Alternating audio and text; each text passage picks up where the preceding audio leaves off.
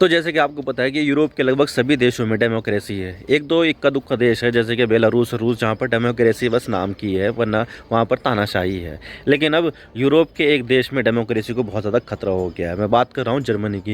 यहाँ पर अभी हाल फिलहाल ही एक कू अटैम्प्ट किया गया था। कू अटैम्प्ट किया गया या नहीं किया गया, लेकिन उससे करने से पहले यहाँ पर पुलिस ने उसको पकड़ लिया है। यहाँ पर एक बहुत ही लंबा एंटी टेररिज्म ऑपरेशन चलाया गया था, जिसके तहत यहाँ पर कई सारे लोगों को यहाँ पर पकड़ा गया है, जो जिनके ऊपर इल्ज़ाम लग रहे थे कि भाई आप यहाँ पर जर्मनी की जो डेमोक्रेसी है उसके लिए खतरा हो, यानी कि यहाँ पर वो आतंकवाद को जो है ना पोस्ट कर रहे थे। और इसके अलावा जो आतंकवादी का जो इनका जो सबसे बड़ा लीडर था ना, उसने तो अपने आप को खुद को ही प्रिंस घोषित कर दिया था अपनी इमेजिनेशन वाली एम्पायर में। तो आज इसके बारे में पूरी डिटेल के साथ बात करते हैं कि जर्मनी में आखिर क्या हुआ है। लेकिन उससे पहले अगर आप चैनल पर नए हो तो चैनल को जरूर सब्सक्राइब कीजिए और बेल आइकन को दबा दीजिए, ताकि आपको हमारी लेटेस्ट वीडियो सबसे पहले देखने को मिले। तो चलिए वीडियो का आगाज़ करते हैं। तो द CNN का आर्टिकल है, Germany arrest 25 suspected far right extremist for plotting to overthrow government. यानी कि जर्मनी ने यहाँ पर 25 लोगों को अरेस्ट किया है जो फार राइट आतंकवादी थे, जिनका मकसद था कि सरकार को यहाँ से ख़त्म कर देना, हटा देना। 7 दिसंबर का आर्टिकल है। इसी तरह से गार्जियन का भी 7 दिसंबर का आर्टिकल है, Germany police raid target group accused of far right plot to overthrow state. तो यहाँ पर भी कुछ इसी तरह की बात की गई है।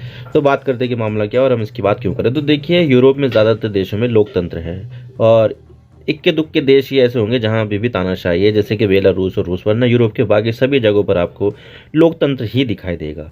लेकिन यूरोप का इकोनॉमिक पावर हाउस जर्मनी को माना जाता है और जर्मनी की अर्थव्यवस्था पूरे यूरोप में सबसे बड़ी है। इनफैक्ट जर्मनी की अर्थव्यवस्था तो भारत से भी बड़ी है, लेकिन जर्मनी में आजकल सब कुछ अच्छा नहीं चल रहा है। जर्मनी में हाल ही में 300 पुलिस ऑफिसर्स ने एक एंटी टेररिस्ट ऑपरेशन किया, जिसमें 25 लोगों को गिरफ्तार किया गया है। और इनको इसलिए गिरफ्तार किया गया है कि ये लोग जर्मनी की सरकार के खिलाफ एक कू यानी कि तख्तापलट को प्लान कर रहे थे, ताकि जर्मनी की सरकार को हटाकर वो वहाँ पर अपनी खुद की सरकार बना सके। इसके बारे में बताया जा रहा है कि इस ग्रुप का नाम राइक बर्गर यानी कि राइक सिटीज़न है। देख लेना आप, क्योंकि ये जर्मनी में लिखा हुआ है तो थोड़ी प्रोनाउंसिएशन में थोड़ी दिक्कत हो सकती है। और ये ग्रुप कॉन्स्पिरेसी थ्योरी के आधार पर बिलीव करता है और ये चाहता है कि जर्मनी की सरकार को हटा दिया जाए और वहाँ पर अपनी सरकार बना दी जाए। अब इनके पकड़ने के लिए जर्मनी में एक बहुत ही बड़ा एंटी टेररिज्म ऑपरेशन चलाया गया, जिसमें जर्मनी के 16 राज्यों में से 11 राज्यों के 130 घरों पर छापेमारी की गई है और 25 लोगों को आतंकवाद के जुर्म में गिरफ्तार कर लिया गया है। और इनके क्राइम को देखते हुए ये कहना मुनासिब होगा कि ये एक कू अटैम्प्ट यानी कि तख्तापलट की कोशिश है जो विफल हो गई। आप देख सकते हैं, ये है जर्मनी का मैप जो मैंने आपको पहले भी दिखाया था। तो यहाँ पर आपको 16 राज्य मिलेंगे, जिसमें बवेरिया, बैडन, विटमबर्ग और बहुत सारे राज्य हैं, जिसमें 16 है टोटल ये, जिसमें से 11 राज्यों के 130 घरों पर छापेमारी की गई है। इसकी जो राजधानी है वो बर्लिन है और वो खुद भी एक स्टेट ही है, यानी कि वो पूरे सेंट्रल गवर्नमेंट के कब्जे में है। लेकिन सवाल ये आता है कि ये राइक सिटीज़न क्या करना चाहता था। तो देखिए, यहाँ पर इन्हें गिरफ्तार तो कर लिया गया है और कुछ इन्वेस्टिगेशन भी की गई है, जिसके आधार पर यहाँ प्रोसिक्यूटर यानी कि जर्मनी की सरकार ने ये कहा है कि इस राइक सिटीज़न के सपोर्टर और मेंबरों ने यहाँ पर वायलेंस का यूज़ करके सरकार को हटाना कर अपनी एक नई सरकार बनाना चाहता है, जिसका लीडर होगा हेनरिक तेहरा।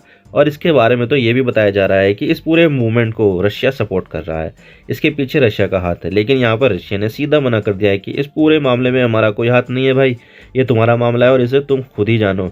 तो रूस ने सीधा सीधा मना ही कर दिया है। लेकिन यहाँ पर यह बात भी सामने निकल कर आ रही है कि यहाँ पर जर्मनी की पार्लियामेंट पर अटैक करने की भी पूरी प्लानिंग की जा चुकी थी और कुछ लोगों को हमले के लिए तैयार भी किया जा चुका था कि ये लो हथियार और घुस जाओ जर्मनी की पार्लियामेंट में और जो मिले उसे मार दो। तो यहाँ पर हमले की पूरी तैयारी हो गई थी। और इतना ही नहीं, इन्होंने जर्मनी की सरकार को हटाने की इतनी कोशिश कर ली थी, इतनी तैयारी कर ली थी कि इस बात का अंदाज़ा आप इसी बात से लगा सकते हो कि इन्होंने अपनी गुप्त रूप से एक सरकार भी बना ली थी, जिसमें इन्होंने अलग अलग मिनिस्ट्री भी बना ली थी, जैसे कि फॉरेन अफेयर्स मिनिस्ट्री और हेल्थ मिनिस्ट्री। और अक्सर इनकी बैठकें होती रहती थी जो नवंबर 2021 से लगातार हो रही थी, ताकि जब ये जर्मनी की सरकार को गिराए तो पहले दिन ही वो बिना वक्त गवाए अपनी सरकार को जर्मनी की सरकार बना दे। यानी कि सब कुछ प्लान बन गया था। लेकिन इनका प्लान पूरा हो पाता उससे पहले ही पुलिस ने छापा मारकर इसके 25 मेंबरों को अरेस्ट कर लिया। लेकिन सवाल यह आता है कि पुलिस को यह जानकारी कैसे मिली और कैसे इन्हें अरेस्ट किया गया। तो देखिए, इसके लिए काफ़ी लंबे समय से इन्वेस्टिगेशन चल रही थी और एक बार तो रैक सिटीजन ने जर्मनी के हेल्थ मिनिस्टर कार्ल लॉटरबेक को किडनैप करने का प्लान बनाया था, लेकिन ये प्लान के एग्जीक्यूशन से पहले ही प्लान फेल हो गया। और फिर यहाँ पर चली काफ़ी लंबी जांच और इसी जांच के आधार पर बहुत सारी इन्फॉर्मेशन पुलिस के हाथ लगी। जिसके आधार पर ही 7 दिसंबर को इन्होंने इसके ठिकानों पर छापा मारा और खुद जर्मनी की इंटीरियर मिनिस्टर, यानी कि आप इसे जर्मनी की गृह मंत्री समझ सकते हो, फाइसर, मिस फाइसर। तो मिस फाइसर ने यह कहा है कि हेल्थ मिनिस्टर की किडनैपिंग वाले केस से ही ये मामला खुला कि हमें राइट सिटीजन मूवमेंट से कितना ज़्यादा खतरा है, और इस मामले की जांच से ये पता चला है कि जर्मनी पर आतंकवाद का खतरा है। तो यहाँ पर हेल्थ मिनिस्टर की किडनैपिंग की प्लानिंग वाले मामले से ही इतने बड़े खतरे का पता चला, जो पूरी दुनिया को पता चल गया अब। लेकिन सवाल यह आता है कि ये ग्रुप आखिर है क्या और इसके कितने मेंबर हैं। तो देखिए, रैक सिटीजन में 21,000 से भी ज़्यादा मेंबर है, जिसमें से 5% यानी कि लगभग 1100 के आसपास फार राइट एक्सट्रीमिस्ट, यानी कि इन्हें दक्षिणपंथी आतंकवादी भी कह सकते हो। और सबसे पहले 2016 में इसका नाम सामने आया था, जब पुलिस रैक सिटीजन के ही एक मेंबर के घर पर छापा मारने गई थी। तो इसके मेंबर ने पुलिस वाले को ही गोली मारकर मार दिया था, और तब से ये जर्मनी की सरकार के रडार पर आ गया था, ऑब्जर्वेशन पर रखा गया था, ताकि इसकी मूवमेंट को ट्रैक किया जा सके और क्या कर रहा है क्या नहीं, ये सब जानकारी ले सके। और इतना ही नहीं, इसके 21,000 मेंबरों में से 10% यानी कि लगभग 2100 मेंबर वायलेंस का इस्तेमाल करने के लिए भी तैयार है, ताकि वो जर्मनी की सरकार को उखाड़ फेंकें। और इतना ही नहीं, रैक सिटीजन के मेंबर छोटे छोटे ग्रुपों में काम करते हैं और इंटरनेट के जरिए कम्युनिकेट करते हैं, और कुछ तो अकेले में ही इस काम को करते हैं बिना किसी ग्रुप के। और इतना ही नहीं, इस मूवमेंट के मेंबर जो अभी जर्मनी है उसके एग्जिस्टेंस को ही नहीं मानते, और आज भी इसके कुछ मेंबर मॉडर्न जर्मनी को नहीं बल्कि उस जर्मनी को मानते हैं जब जर्मनी में मोनार्की थी, यानी कि 1919 से पहले जर्मनी में कोई संविधान नहीं था, और तब जर्मनी में राजशाही थी। और सिर्फ जर्मनी में ही राजशाही नहीं थी, बल्कि यूरोप के कई जगह कई देशों में राजशाही थी, जैसे कि एस्ट्रो हंगेरियन एम्पायर था, रशियन एम्पायर था और ऑटोमन एम्पायर था। लेकिन पहले वर्ल्ड वॉर के बाद कई राजशाही खत्म हो गए, जिसमें जर्मनी भी शामिल है। लेकिन आज भी राइक मूवमेंट के लोग ना सिर्फ राजशाही को मानते हैं, बल्कि वो नाजी जर्मनी की विचारधारा को भी मानते हैं, और ये मानते हैं कि आज का जर्मनी एक मिलिट्री ऑक्यूपेशन में है।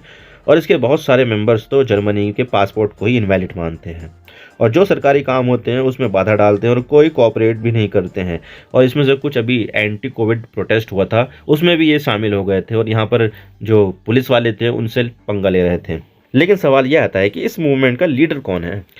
तो देखिए, प्रिंस हेनरिक तेहरा बताया जा रहा है कि ये इस मूवमेंट का लीडर है, जो जर्मनी की सरकार को उखाड़ फेंकने के बाद से ही अगला जर्मनी का लीडर बनने वाला है, बनना चाहता है। लेकिन अभी जर्मनी की सरकार ने इस पर कोई कमेंट भी नहीं किया है।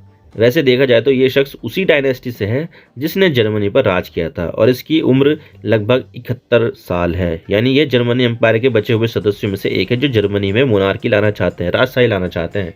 कोई डेमोक्रेसी नहीं, कोई चुनाव नहीं, कोई वोटिंग नहीं, बस खत्म। यानी कि ये राजा बनना चाहते हैं। और ये है वो शख्स, महाराज हेनरिक तेहरा, जो अभी महाराज तो नहीं बने, लेकिन महाराज बनने से पहले ही इसको पुलिस ने पकड़ लिया। हालांकि अपने आप को अभी तो प्रिंस बताते हैं, लेकिन प्रिंस और प्रिंसेस की पदवी संविधान लागू होने के बाद ही खत्म हो गई। लेकिन इन्होंने तो अपनी मोनार्की वापस जर्मनी में लानी है, तो इन्होंने खुद को ही जर्मन साम्राज्य का प्रिंस मान लिया है। और ये आदमी पूरी दुनिया में मोनार्की को फायदे भी बताता है कि लोकतंत्र को छोड़ो, वापस से राजशाही पर आ जाओ, जिसमें जर्मन का राजा मैं बनूंगा। अब देखते हैं कि आगे क्या होता है क्या नहीं, है तो फ्यूचर ही बताएगा, और इसके साथ क्या होता है, क्या ये राजा बनेगा या नहीं, ये तो आने वाला वक्त ही बताएगा।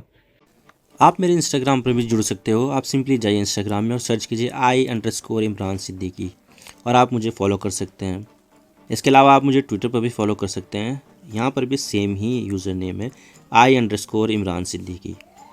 तो दीजिए मुझे इजाज़त, मैं मिलता हूँ आपसे नेक्स्ट वीडियो में। अगर आपको वीडियो थोड़ी सी भी पसंद आए तो चैनल को ज़रूर सब्सक्राइब कीजिए। Thank you for watching. I really appreciate your precious time. God bless you all. Now signing off.